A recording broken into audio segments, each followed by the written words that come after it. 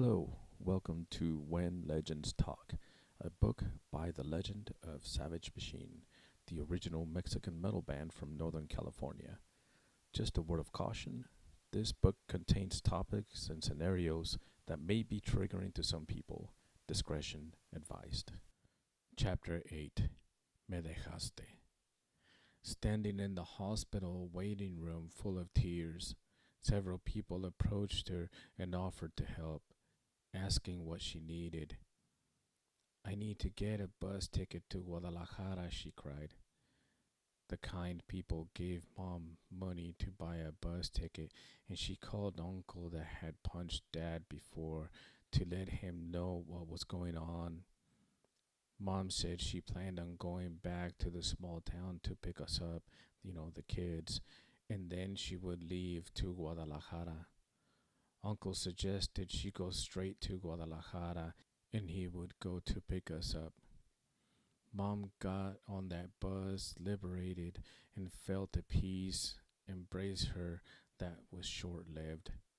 When she arrived in Guadalajara, Uncle had changed his mind, telling her she would be better off without the kids, anyways.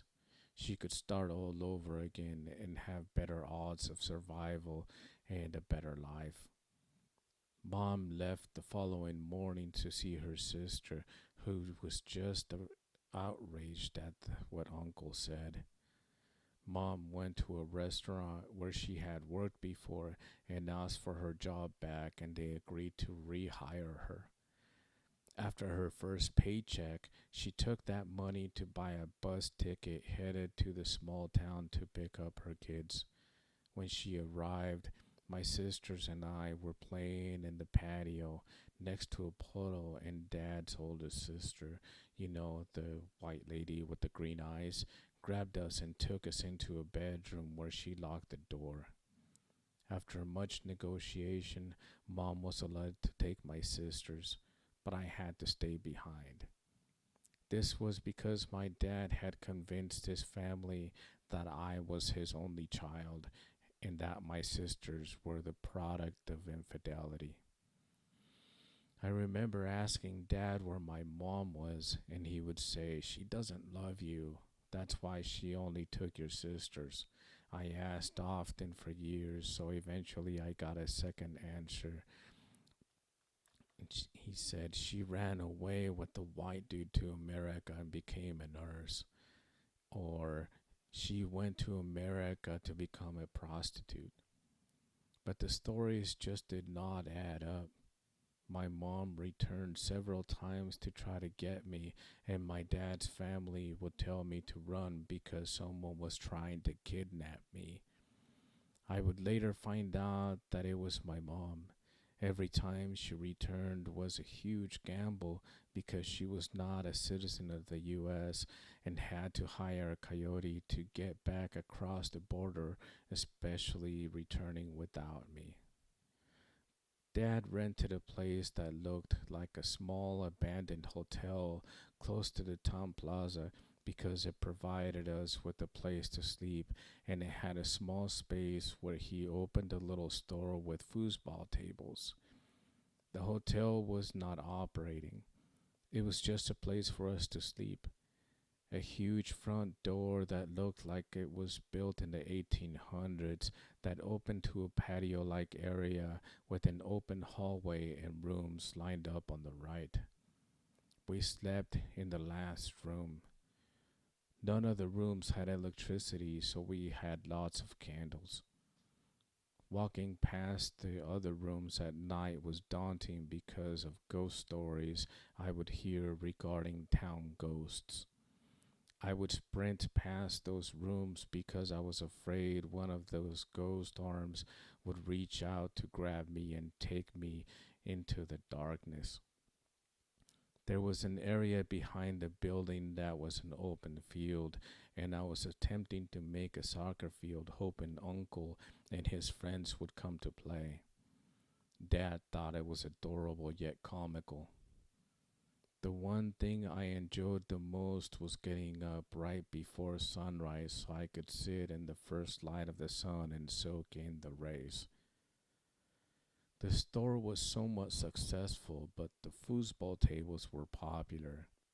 Dad would have parties after closing where people would come over to drink, do drugs, and some would even steal from the money till.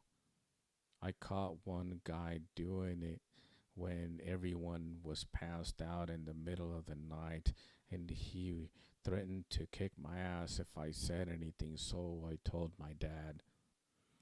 Dad didn't believe that a friend would do something like that, so I made my first adult enemy.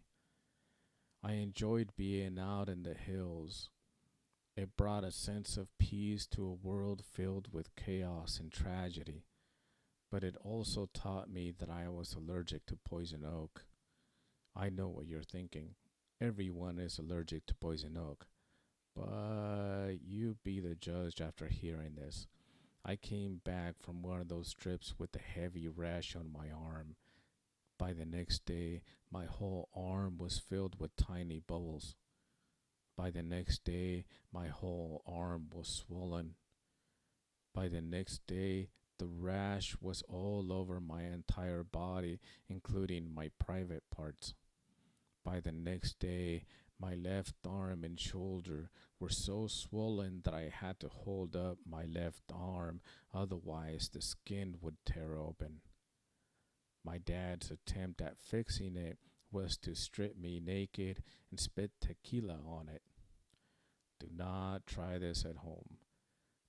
The bread lady heard about this and brought some long leaves to my dad, told him to boil the leaves in a big tub of water, bathe me in the water, and afterwards wrap the leaves around the areas that were most infected. That worked like a miracle and was incredibly less painful than the tequila, much to my delight. I got signed up for school in the local Catholic school. That was my first recollection of any type of school, and I hated it. The teachers were nuns, and they were fierce. They had yardsticks they used to punish us when we did everything wrong. I remember there was an area in the back, the part of the classroom that had what now I know to be several parade floats, including a huge swan. Several of the kids and I were curious about it, and one kid suggested we climb into it to see what was inside. So we did, but I never made it inside because I did not have the social status that some of the other kids had. There was one kid that took a strong dislike to me, and I had no idea why. Every time he walked past me, he would smack me on the back of the head or spit on me until I preempted and hit him first, only for him to return and stab me in the eye with a pencil. So I tackled him to the ground and the nun pulled me off. We were both reprimanded by the nun because fighting is a sin. After class, my dad was waiting for me in the hallway, and I got my ass beat pretty hard on the back of my legs, and they ended up very bloody. He would pull the power cord from the radio to beat me with it. I wasn't able to walk for a couple of days, but it was for my own good. While I was recovering, I would listen to radio stories like Kaliman. It was a radio soap opera about a samurai that wore a turban for some reason. During the mornings, there were kids' shows on the radio that told stories like the Three Little Pigs and played kids' songs. At that time, Gri Gri was very popular.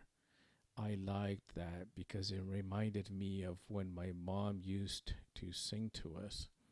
She had a voice that would just take your breath away. Unfortunately, that also made me depressed, wondering what the real reason was she left me behind. I would ponder if I would get to see her and my sisters again, and what that would be like if I did. I missed them terribly, and it would bring me to tears. Years later, my mom was present during the band practice and she read through some of my lyrics, including a song called Me Dejaste, which means you left me. Of course, she was very saddened but was understanding.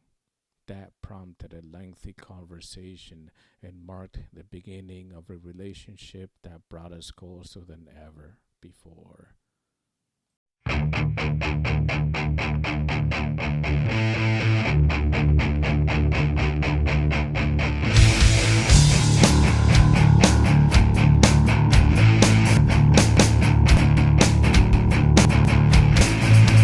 Me dejaste pensando en la verdad, abandonado y